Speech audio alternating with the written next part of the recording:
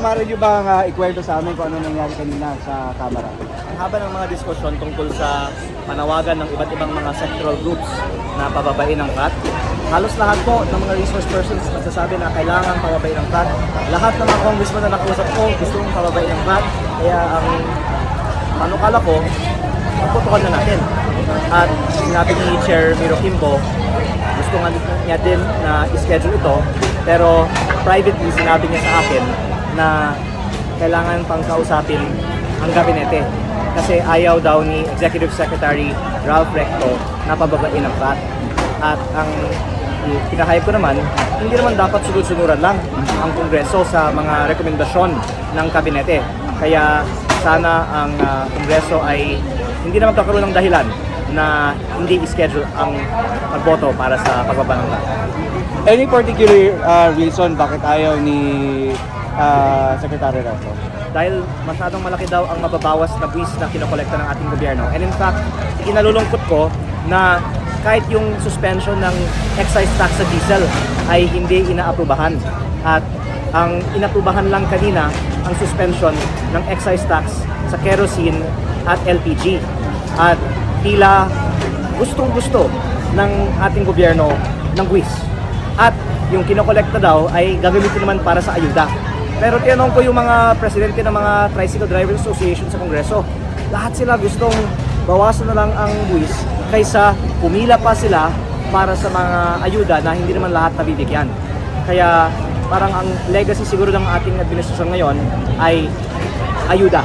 Pero sana ang ating economic policy ay mag-shift na lang towards lower taxes that will, I think, be better for our economy.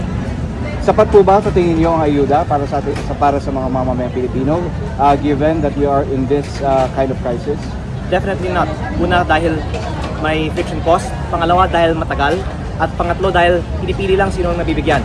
Kaya ang consensus ng lahat ng mga resource persons kanina, pababain ang VAT kaysa mangolekta ng VAT at magbigay ng ayuda.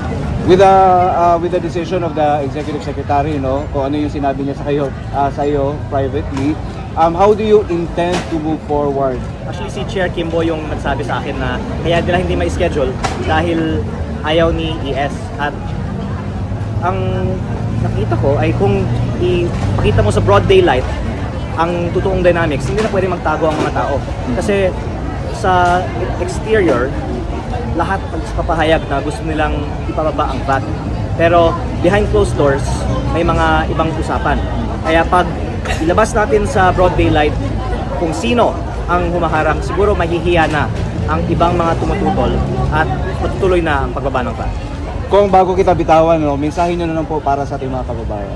Maraming salamat po sa lahat ng mga sumama sa ating mga kilusan ngayong araw at sa iba pang mga nagpapahayag ng kanilang suporta sa Facebook. Ang I think public clamor para sa pagbaba ng buwis ay mag-result sa magandang outcome para sa ating lahat. At kung hindi pa aaprubahan ng ating gobyerno ang pagbaba ng buwis, napakalaking problema ang haharapin ng ating administrasyon dahil ang kanilang katapat na ang clamor ng taong bayan. Okay, maraming salamat. Maraming salamat po. Thank you, Kong. Ito po ang ibang mga taga-unang distrito. Hello po. Taga-saan po tayo? Nasugbu. Kalatagan. Hello po, Kalatagan. Nasaan po ang mga taga Nasugbu? Hello po, Nasugbu. Nasaan po mga taga Balayan? Nakikita ko po ibang mga bus na pauwi na. Po. Narito po ba ang mga taga Kalaka? Hello po, Kalaka. At taga Lian. Hello po, Lian. Ibang mga kasama natin dito ay taga Maynila.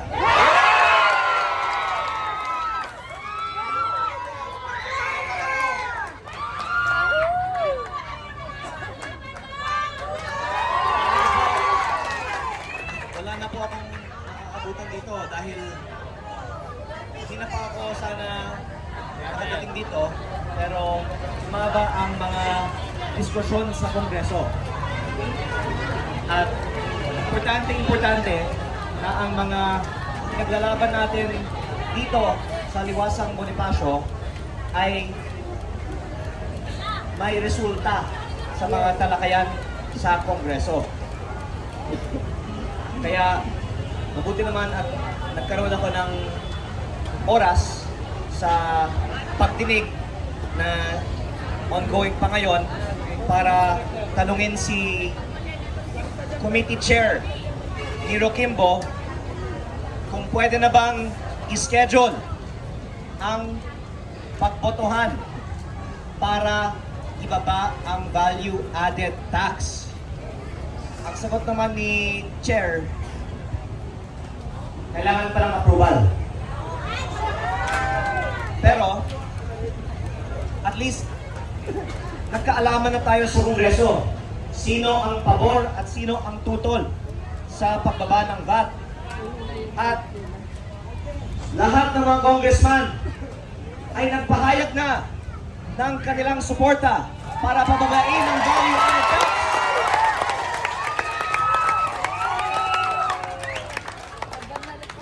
Masaya na kayo. Akala nyo, bababa na. Kaso, nagpadala naman ng sulat ang kabinete na hindi kaya ibaba ang VAT dahil masyadong malaki ang mababawas na fees ng gobyerno. Pero ayon naman sa salilang batas, hiwalay ang Kongreso sa ehekutibo. Tama! At ang mga congressman ay mga halal na opisyal na hindi dapat sunod-sunuran lamang ng mga rekomendasyon ng kabinete. Tama! Kaya ang nakikita kong progress sa ating mga ilusan dito ay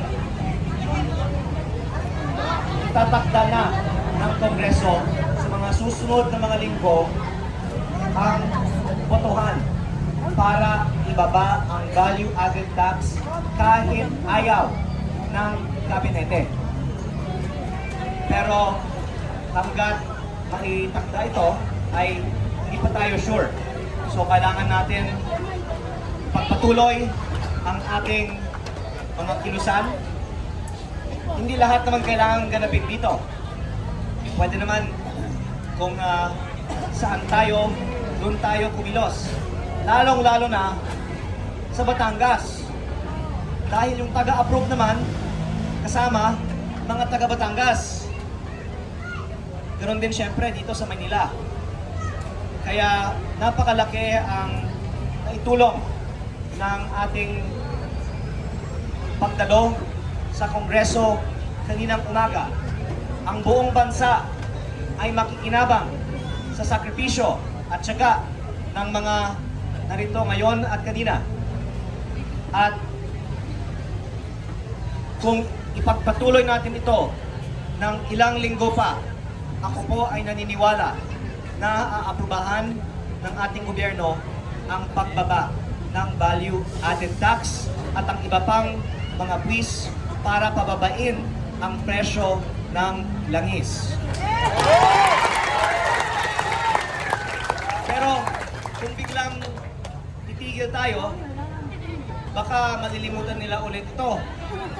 Kaya ako po ay may tanong sa inyo. Payag ba kayo kung tuloy-tuloy pa tayong manawagan na ibaba ang value added tax at ang presyo ng langis? Yes!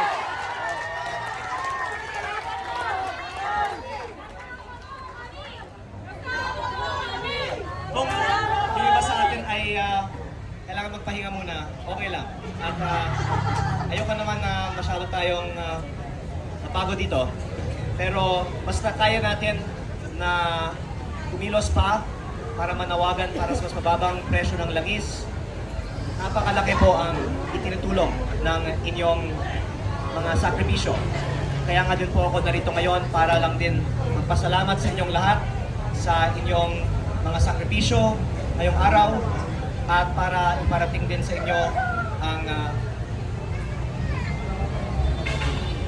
magandang epekto ng inyong mga nagawa at imbitahan kayo sa mga susunod pa nating mga kilusan. Basta pwede po kayong sumali ay welcome na welcome ang lahat ng ating mga kasama. At kung gusto nyo mag-imbitahan ng iba pa, mabuti pa. At kung mas malami tayo, mas marahil na aaprubahan ang pagbaba ng value added tax. Maraming salamat po sa inyong lahat.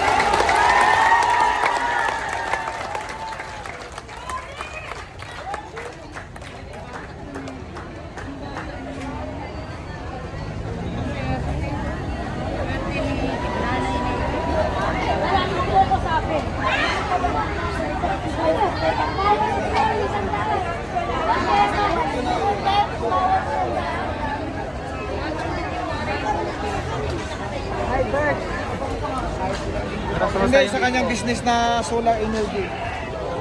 Pwede daw mga Lapit tayo sir. Sige sir, rapid.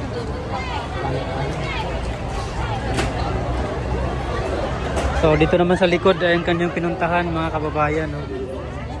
So ganoon siya dito sa kanyang mga constituents. Talagang kinukumusta niya.